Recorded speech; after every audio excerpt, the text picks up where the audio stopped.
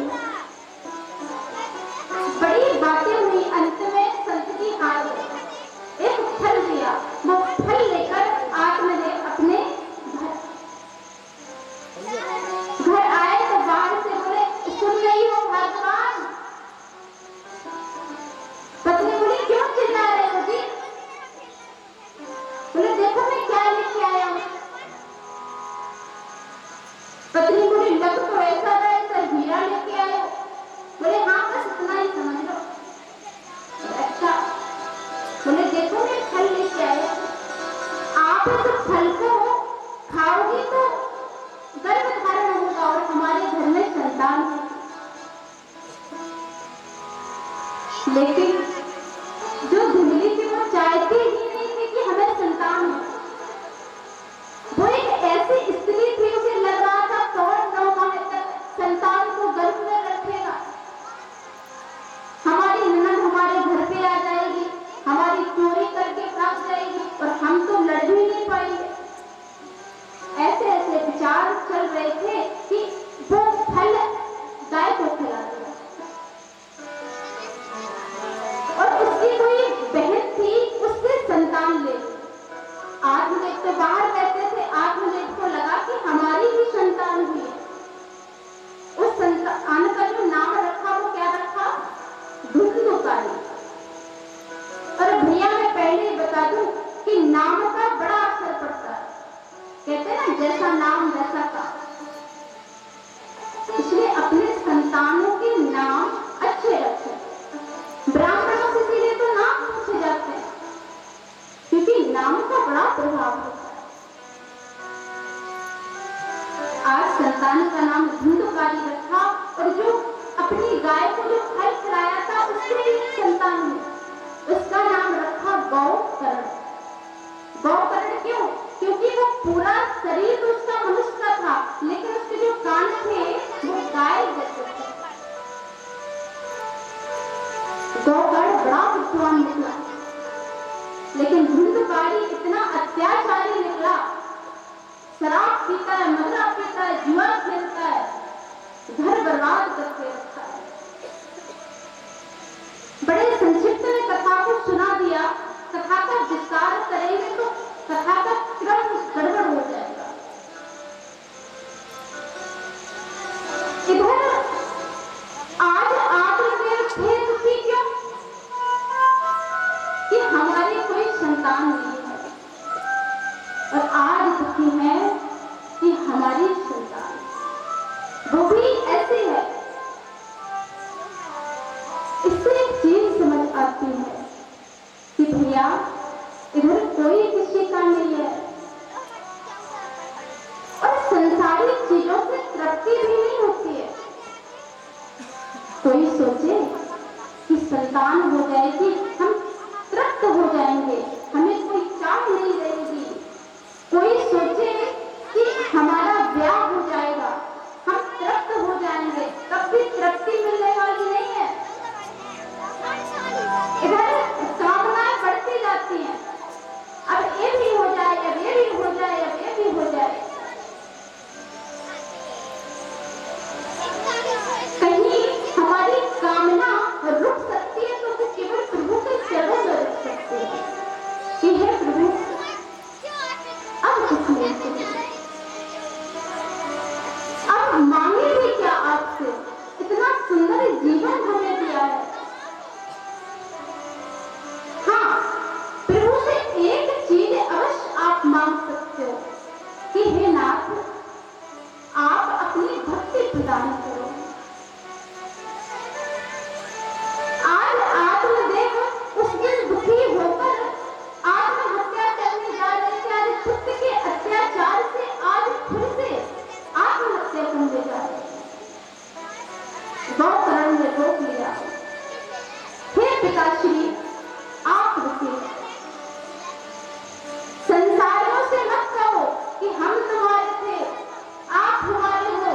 इधर भैया कोई किसी का नहीं है। ये बात जितने जल्दी समझ आ जाए उतना अच्छा है। हमें ये नहीं कहते कि वैराग्य धारण कर लो, सब कुछ छोड़ दो, नहीं, रहो संसार में, पर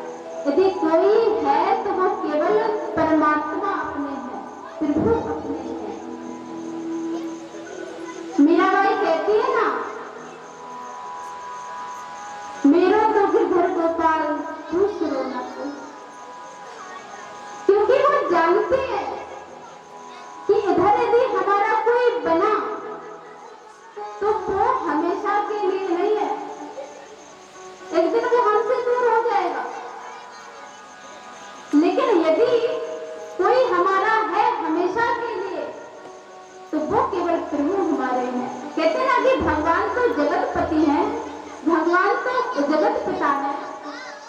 और मुझे तो लगता है कि प्रभु को यदि भाव से भाई बहन कुछ भी बनाया जाए, बनने को तैयार है। कहते ना, भाव बिना रीझे नहीं, कहते प्रेम बिना रीझे नहीं, नटवर नंद किशोर। एकमात्र प्रेम की आवश्यकता है। मैं दावे के साथ कह सकती हूँ कि यदि आपने भगवान को अपना भाई बना लिया तो वो हमेशा तक आपके भाई बनकर खड़े रहेंगे।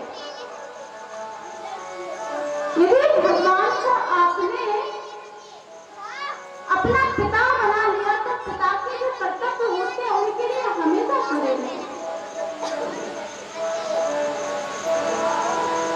फिर भी व्यक्ति ना जाने क्यों संसार में भटकता है।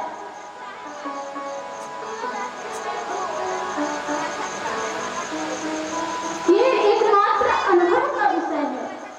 यदि कह दिया जाए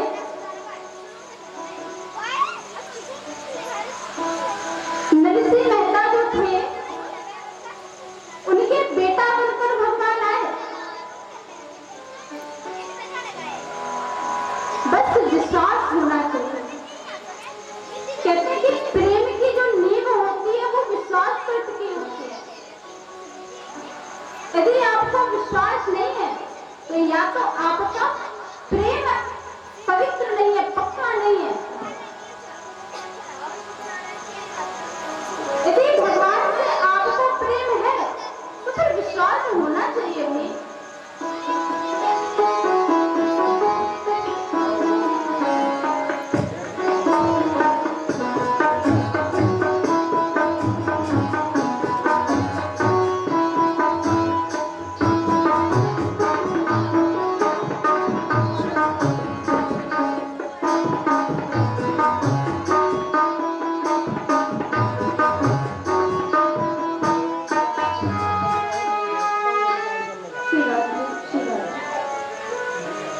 तो हमें अपने जीवन में केवल विश्वास की आवश्यकता है। सब कुछ अपने प्रभु पर छोड़ दो। हे प्रभु, हे दीनानाथ, मेरा कोई नहीं है आपके अलावा।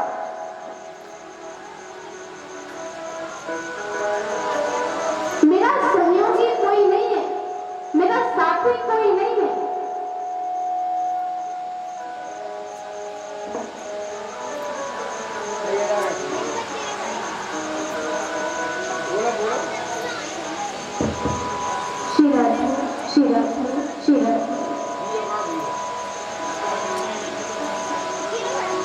भगवान को यदि छोड़ दिया जाए, वृंदावन बिहारी लाल की, राधा रानी सरकार की। आज देव अपने पुत्र गोपेट की बात मानकर वृंदावन से इधर हिंदुकारी ने इतना अत्याचार किया, वैश्यागमन करने लगा, वैश्याओं के साथ रहने लगा।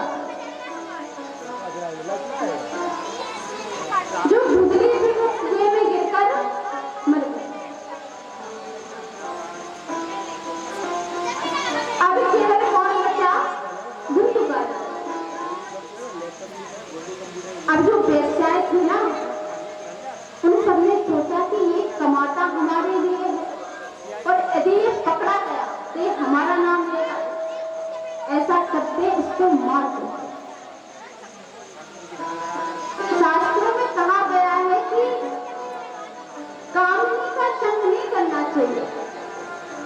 गलत स्त्रियों का संग करने से आप बेविचार में तो उतरते ही हैं, लेकिन आपका पतन भी हो जाता है। आज धुंधकारी उसी का भुगतान कर रहा है। आज धुंधकारी को मार दिया गया और जब मारा तो ये बहुत बड़ा प्रेत बना और प्रेत बनकर भटकने लगा। ये बात गोकर्ण को पता चली। गोकर्ण बोले ये कैसे हो सकता है, मैंने तो पिंडदान किया था, फिर इसके साथ ऐसा क्यों हो गया। तब बताया कि इसने बहुत बुरे बुरे कर्म किए थे, इसलिए से प्रेत योनि में जाना था। सूर्य देवता ने बताया कि श्रीमद् भागवत कीजिए, इसको मुक्ति मिल जाए। आज श्रीमद् भागवत कथा को किया और स्वयं वक्ता गोकर्ण जी बने। श्रोता के रूप में सभी ग्रामवासी और धूतकारी कथा को श्रवण कर रहे हैं। 7 दिन के बाद देखा कि जिस बांस में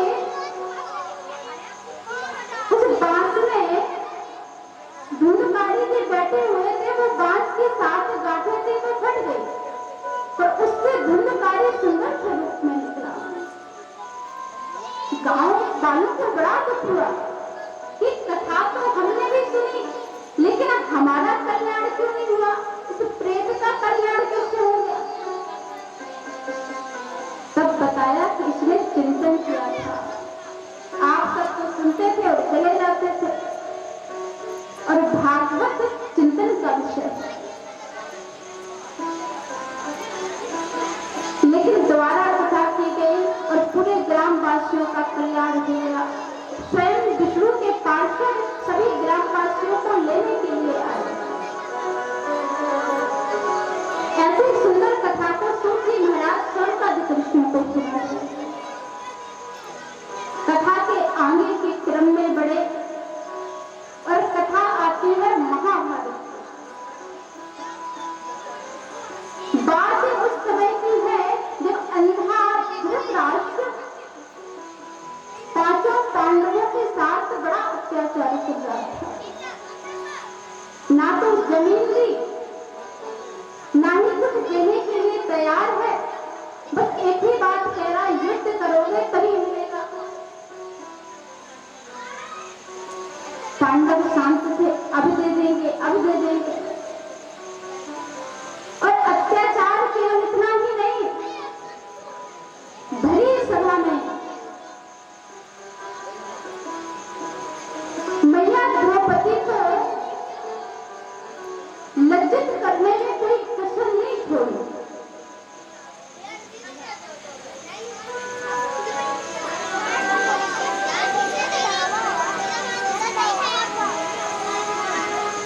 आज भरी हुई सभा है और उस सभा में मैया द्रौपदी सबके पास जा जाकर प्रार्थना कर रही है। उन्हें लग रहा है शायद हमारी कोई रक्षा करेगा। इधर तो एक से बढ़कर एक धर्मगुरु बैठे हैं, सभी ज्ञान समझते हैं, सभी धर्म को समझते हैं। मानो कोई गाय जब किसी कसाई के हाथ लग जाए तो दर-दर भटकती है ना, उसी प्रकार आज मैया द्रौपदी भटक रही है। लेकिन लग रहा है कि आज उन्हें संसार वालों पर अभी भरोसा है, शायद हमारी मदद ये कर देंगे, शायद हमारी मदद ये कर देंगे। लेकिन जब लगा कोई मदद करने वाला नहीं, मानो कोई अपना नहीं, ऐसा क्या हमारे साथ नहीं होता। हम भी संसार में भटकते हैं, हमारी मदद ये कर देंगे, हमारी मदद ये कर देंगे, शायद ये भी कर सकते हैं, शायद ये भी कर सकते हैं। लेकिन जिससे ये समझ आ गया कि ना जी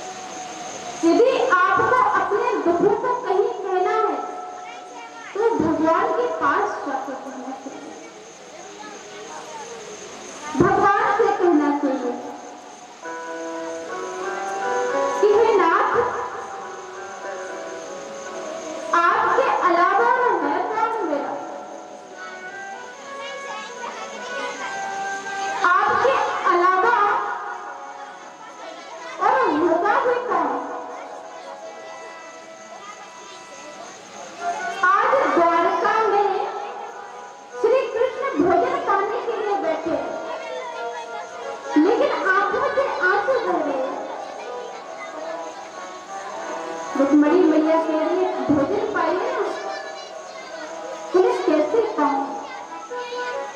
हमारी बहन आज संकट में है और मैं मदद करने भी नहीं जा सकता। रुक्मणी मैया बोली रोका किसने? जाइए।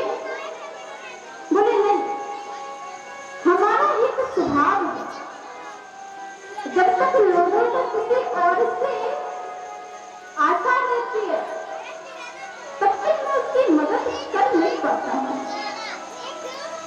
जिससे को एकदम दोनों हाथों पर उठा के कह देंगे प्रभु अब मेरा कोई नहीं, अब कहाँ जाऊं, अब किसके पास जाऊं? गए लोगों के पास कुछ नहीं। इस संसार है क्या? एक धोखा, एक सपना, और धोखा पे धोखा ना मिले तो फिर क्या मिलेगा?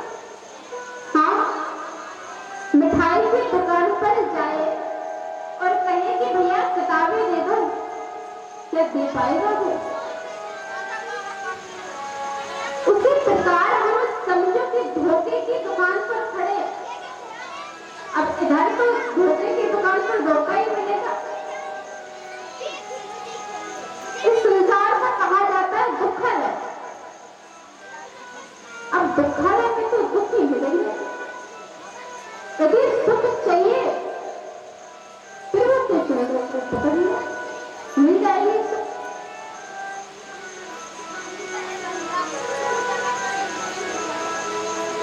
आज द्रौपदी को सब पर विश्वास था, लेकिन जैसे याद आई कन्हैया अभी तक तो अपनी साड़ी को पकड़े हुई थी, दोनों हाथों को छोड़ दिया और हाथों को ऊपर करके पुकारने लगी, पकड़ लो हाथ बनवारी, नहीं तो डूब जाएंगे।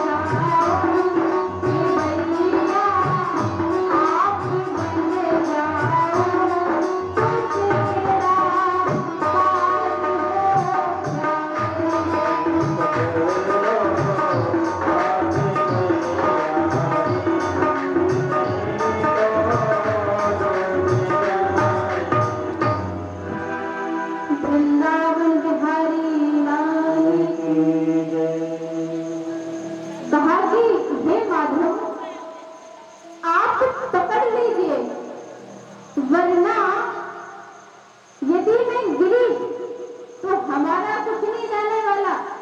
लोग आपसे कहेंगे कि कैसा भजन करता था तुम्हारा भक्त, कि जब उसे आपकी जरूरत थी तो आप आए नहीं। और जैसे ही माधव ने सुना कि कोई पुकार रहा है, दौड़ पड़े और जैसे ही दौड़ कर आए, मां द्रौपदी की लाज बचाई। उससे आगे तो आप सब जानते ही हैं, जब इतने अत्याचार बढ़ गए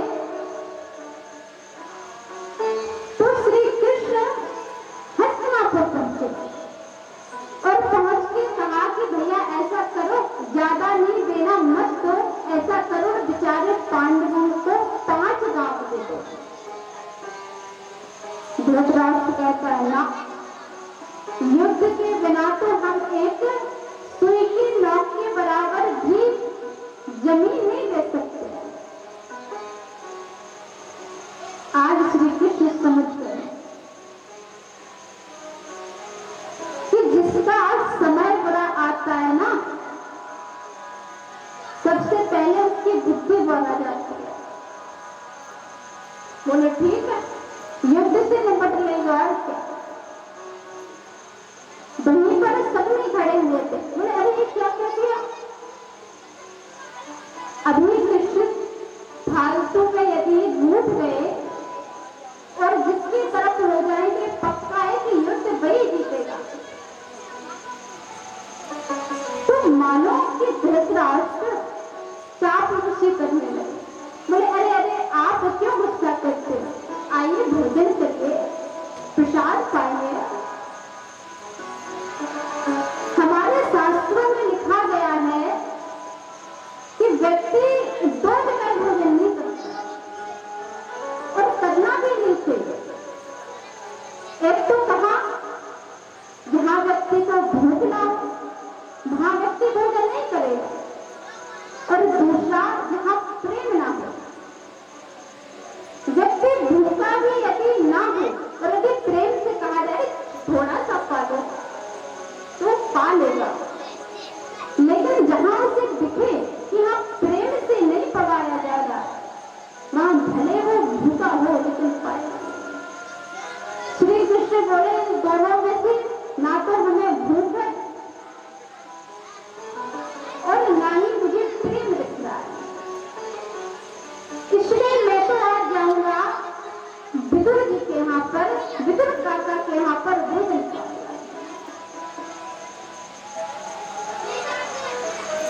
वहां से चल दिए विदुर काका की ओर, और जैसे ही गए तो देखा कि विदुर काकी को जैसे बुलाया, विदुरानी को जैसे बुलाया, विदुरानी एकदम दौड़ती हुई आई और देखा कृष्ण आया है। अरे आओ आओ लाला, आओ पधारो, हमारे कुटिया में पधारो।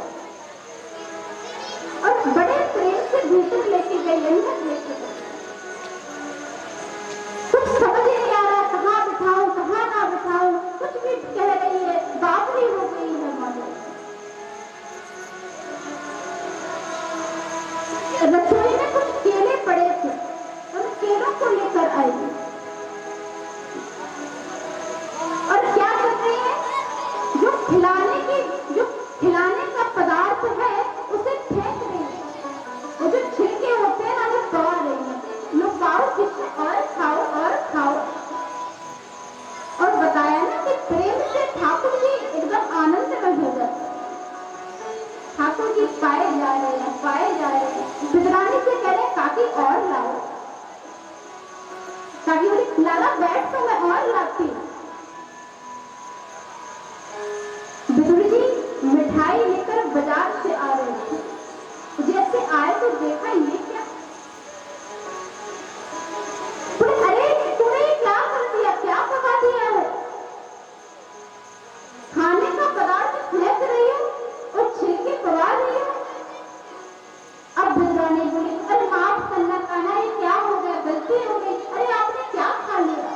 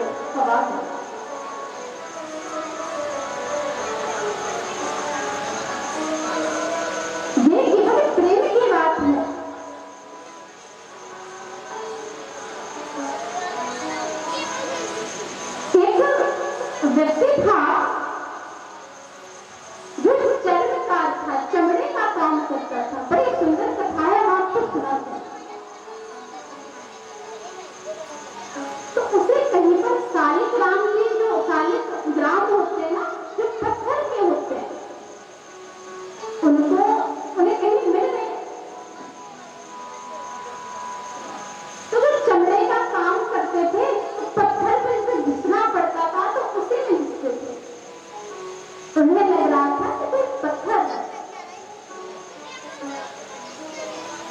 वहां से तो ब्राह्मण गुजरा और देखा, अरे ये तो प्रभु, ये तो भगवान है। उन्हें लगा कुछ जानता नहीं है, बेचारे भगवान के साथ कितना अत्याचार कर रहा है। बोले सुनो, आप ऐसा करो, जो पत्थर है ये हमें दे, तो इसके बदले कुछ पैसे ले। अच्छा पैसे? बोले ना ना, पैसों की कोई जरूरत नहीं, आप इस पत्थर को ले जाओ। समझ गए? कहते हैं ना कि हीरा जो होता है वो पत्थर जैसा ही दिखता है, लेकिन उसका यदि कोई उसकी पहचान करनी ना आए, हम उसे फेंक देते हैं। चांदी चांदी है कि सोना सोना है, ये जानने के लिए हमें सुनहार के पास जाना पड़ता है।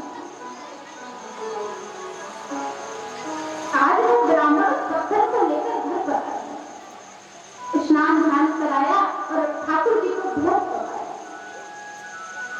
रात्रि हुई, रात्रि में स्वप्न आया ब्राह्मण जी को कि बाबा को सुन रहा है कि ना, तू मुझे घर लेके आया है, मुझे तो वही अच्छा लग रहा था, जैसे सुबह हो मुझे वही लेके आया। उस चरणकार में अच्छाई क्या थी? गुरु की बात को मानता था।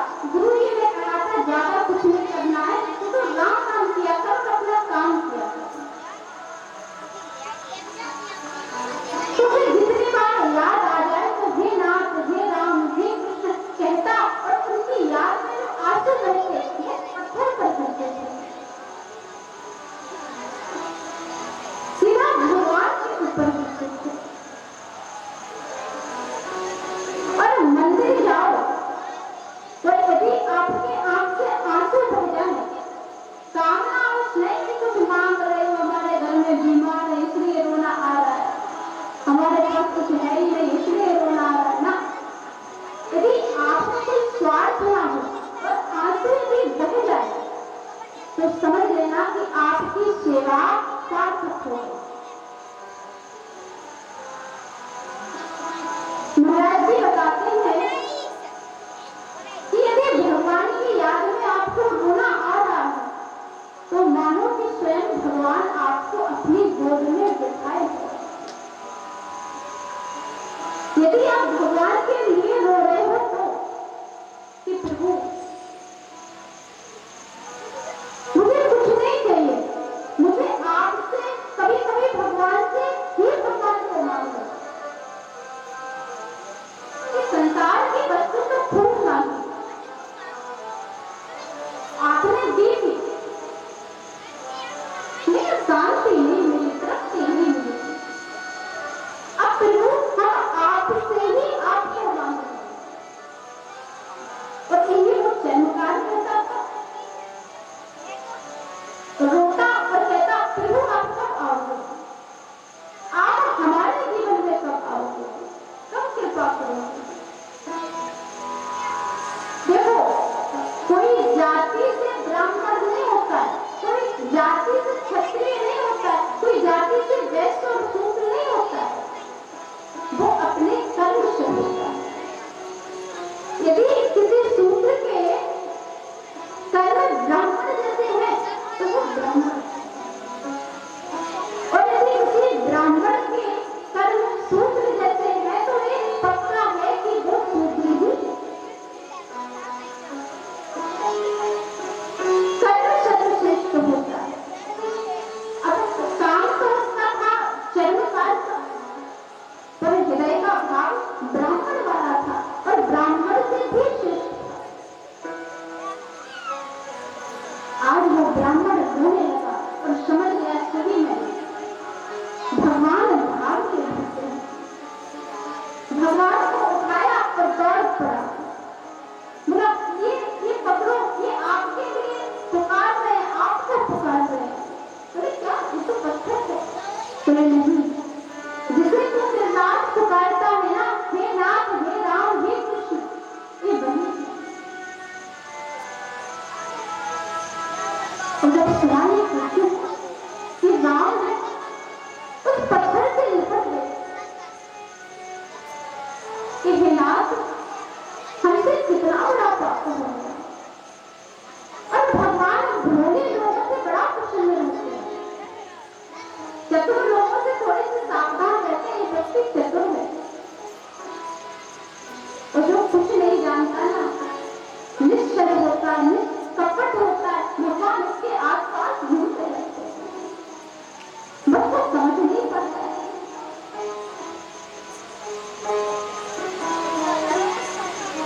आज ऐसे ही श्री कृष्ण ने विदुर और विदुरानी जी पर कृपा की।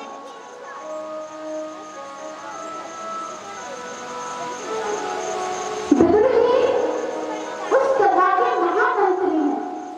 धृतराष्ट्र जी को समझाने का प्रयास किया पर नहीं सुना, और गाली देकर कहा आप हमारे दासी पुत्र हो, इसलिए अपनी सीमा में रहे, अपनी मर्यादा में रहे, और वहां से भगा दिया। और भाग के कहा है मैत्री जी से मिले। अब आनंद से कथा चल रही है। देखो सत्संगी तो ढूंढ ही लेता है, जिस प्रकार शराबी व्यक्ति शराब वाले को ढूंढ ही लेता है, जुआ खेलने वाला व्यक्ति जुए खेलने वाले व्यक्ति को ढूंढ ही लेता है। ऐसे ही बुजुर्ग जी ने भी सत्संगी को ढूंढ लिया और फिर से कथाओं की चर्चाएं चलने लगी।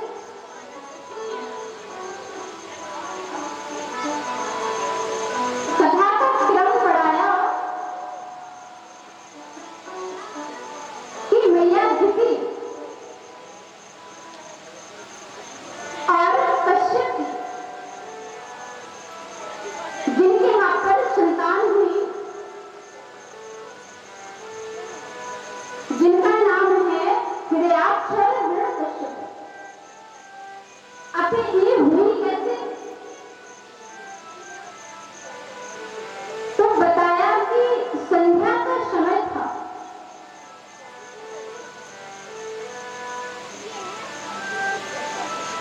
और मैया अदिति जो थी ना, वो रति की याचना करने लगी।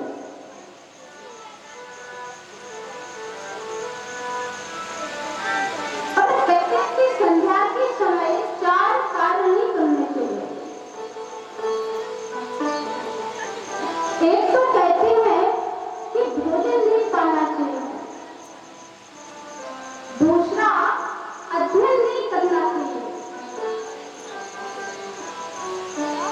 और संध्या समय सोना नहीं।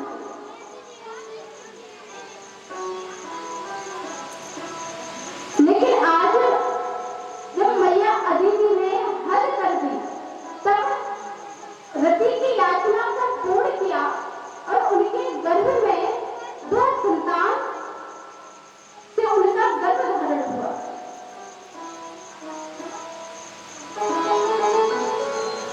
वो संतान कैसी है?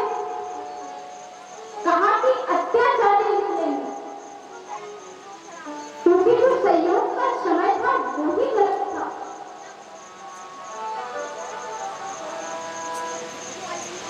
अब मैया को बड़ा पश्चाताप हुआ। मैया ने अपने गर्भ से कश्यप जी के पेट के कारण वर्षों तक उस संतान को उत्पन्न ही नहीं किया, क्योंकि संतान आएगी और अत्याचार करेगी।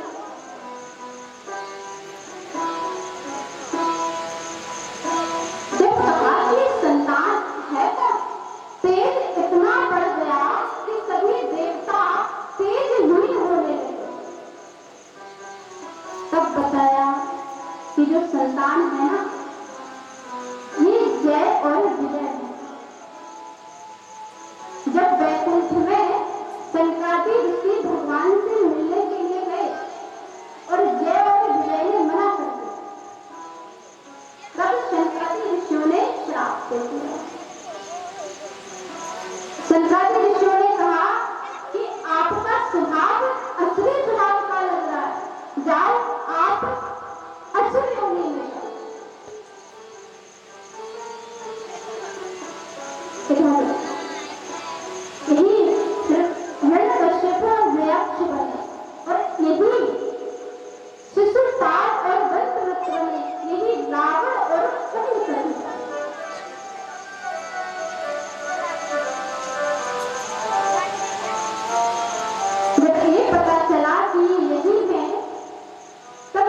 अदिति ने इन्हें उत्पन्न किया।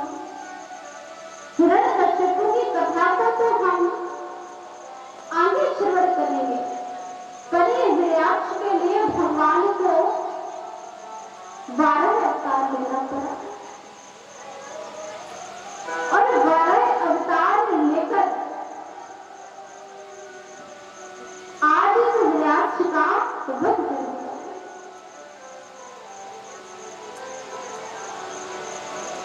हिरण्याक्ष का जब वध किया तो भगवान को एक जन्म लेना पड़ा, लेकिन जैसे कह के आए कि आप हमारे पार्षद हो और आप यदि 3 बार जन्म लेंगे तो आपके लिए हम 4 बार जन्म लेंगे।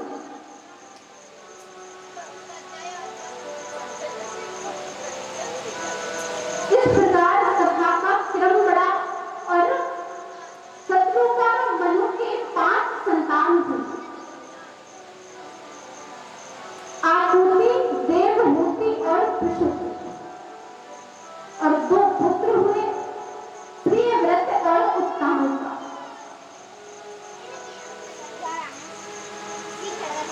अभी तो हम सभी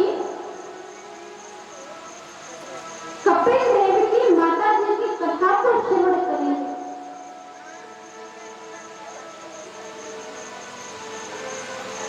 कर्दम ऋषि है, ये बड़ा भजन करते हैं,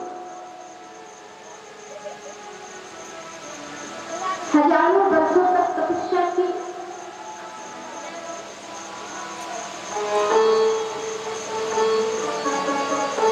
और जब भगवान प्रसन्न होकर इनके सामने आए तो कहा, आप क्या चाहते हो? बोले, प्रभु जितना भजन हम करते हैं उससे दुगना भजन करने वाली पत्नी चाहता।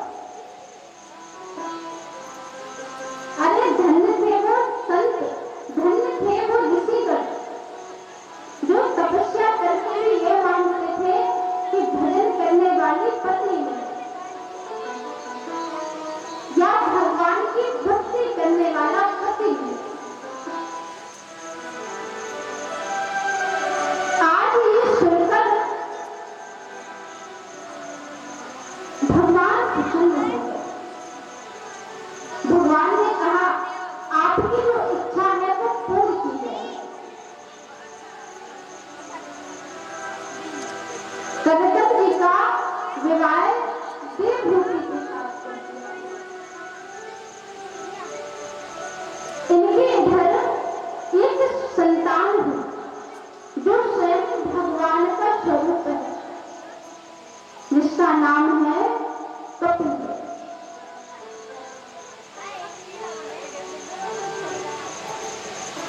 और जब संतान उत्पन्न हुई और संतान जब बड़ी हुई तो अपनी माता को उपदेश दिया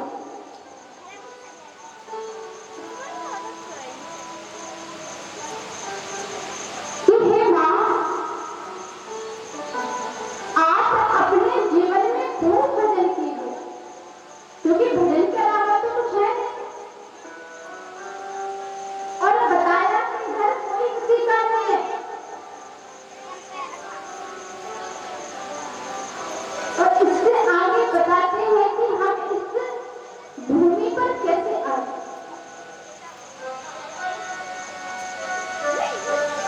कहते हैं कि जब हम कहाँ भटक रहे थे ना ऊपर, तो हमने भगवान से याचना की कि हे प्रभु, एक बार तो जाने दो, और अब की बार जाऊंगा तो केवल भजन करूंगा, भजन के अलावा कुछ नहीं करूंगा। भगवान ने कहा, ठीक है, जाओ। भगवान ने गर्भ में भेज दिया और जैसे ही गर्भ में गिरे तो अनेक यातनाओं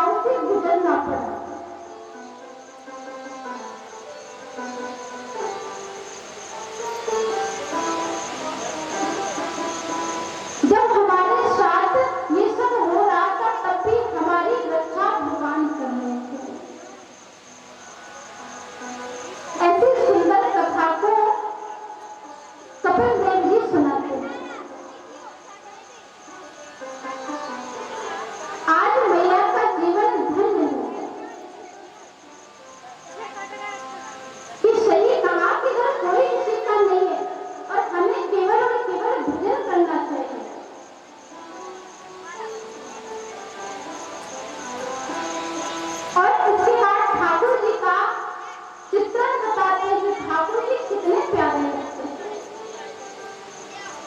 और एक बार भी उन्हें देख लिया जाए ना तो वो तो मन मोह लेते हैं। और उनका कैसा सुंदर स्वरूप है ये बता रहे हैं।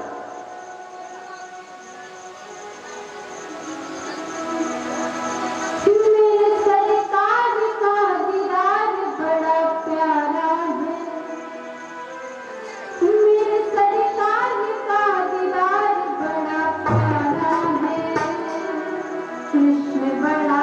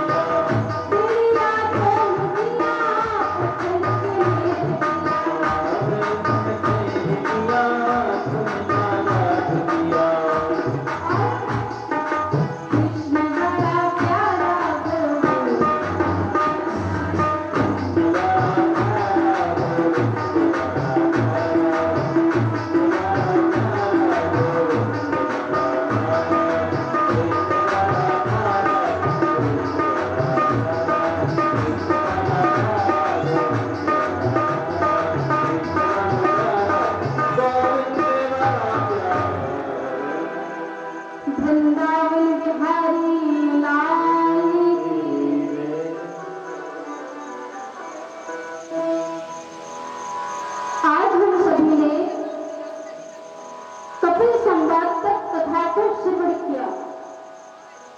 कल हम सभी सुंदर सुंदर लीलाओं का वर्णन करेंगे और रसास्वादन करेंगे। और उसके बाद चतुर्थ दिवस पर श्री कृष्ण जी का जन्म उत्सव होगा। कहना नहीं चाहते, लेकिन बस ये है कि अपने गांव में ज्यादा नहीं, पूरे गांव का नाम ले, चलो छोड़ो, हम सभी आस पास से आकर तो कथा सुन सकते हैं। और आपको लगता है कि कथा सुनकर आप हम पर कृपा करेंगे, तो ऐसा तो है नहीं। वो क्यों? देखो हमारे दो लाइफ चल रहे हैं, इसमें हमारा फायदा हो जाएगा। हाँ, अब आप लोग कथा सुनो ना सुनो, जो कथा घर से सुन रहे हो वो तो सुन लेंगे घर बैठकर। आप लोग इधर का इधर ही मिस कर रहे हो, तो आप लोगों की कमी है। यदि आपको ऐसा लगता है ऐसा कर हम महान बन जाएंगे, तो ये तो छोड़ ही दो, सब कुछ होने वाला नहीं। कथा की जनसंख्या से, कथा के लोगों से मुझे ज्यादा फर्क नहीं पड़ता है, क्योंकि जो दो लोग आगे बैठे हैं ना, इन्हें कथा सुनाने के लिए हम बैठे हैं। लेकिन थोड़ा सा चिंतन करना कि यदि कथा सुनना चाहते तो आ सकते हो, और नहीं आना, घर तक आवाज समझती है तो फिर बहुत ही बढ़िया, घर से कथा सुनो। तो कल सभी लोग आए, जितना लोग आना चाहते हैं, और कथा को आनंद से श्रवण करें, आनंद से बैठे और आनंद से कथा का रस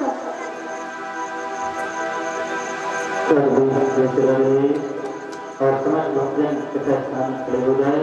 प्रभु जी की मंगलमय आरती होने जा रही है।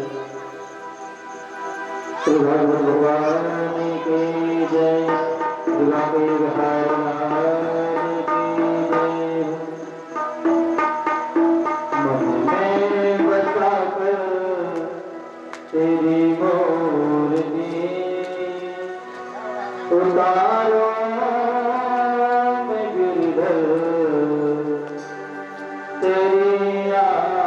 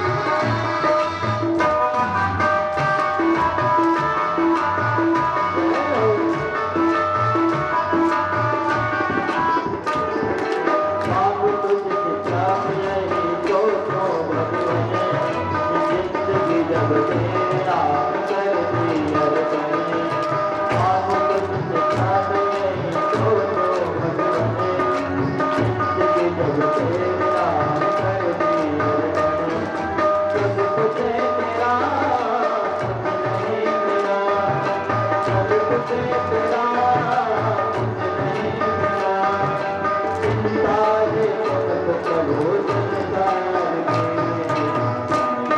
बता कर मेरी मोर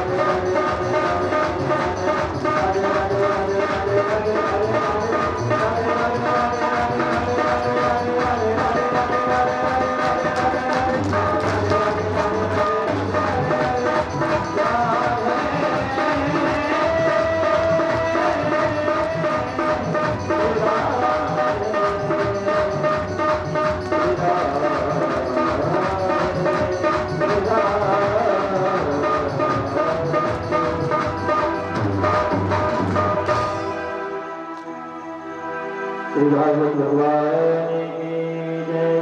श्री बाकी बिहारी लाल की जय। श्री गजानन भगवान की जय। श्री सद्गुरुदेव भगवान की जय। सत्य सनातन धर्म की जय। माता पिता गुरु गोविंद की